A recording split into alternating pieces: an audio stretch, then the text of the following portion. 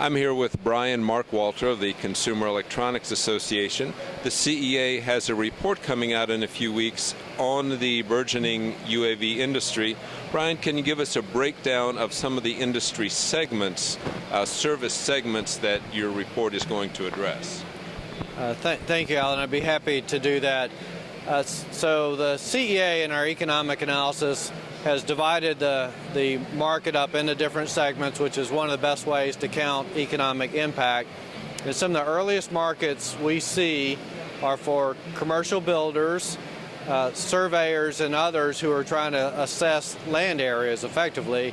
For the commercial builders, we saw more than 3/4 of them indicated they had an immediate need to use UASs in their jobs, primarily for client relations.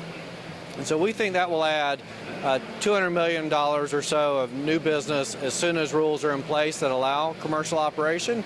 And all these applications, to be integrated safely, are going to require some degree of geolocation and geofencing. And surveyors, obviously, that's part of their core business, is understanding where things are. And from there, the business just grows on to other kinds of inspections. All right, Brian, you mentioned geolocation and geofencing and surveyors, three buzzwords in our industry. Can you talk about any aspect of the report that might address the positioning and navigation functions of UAVs, knowing where the UAV, knowing where it is, knowing where it's going, and plotting a route from point A to point B? Sure, there are many applications. The simplest sort of consumer-oriented ones do not.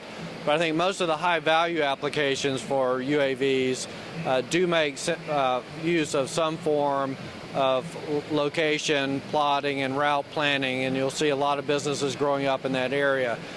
Inspections, especially linear inspections like pipelines and roads, make use of it. A lot of agriculture will make use of it where you have known boundaries and known areas you're trying to cover.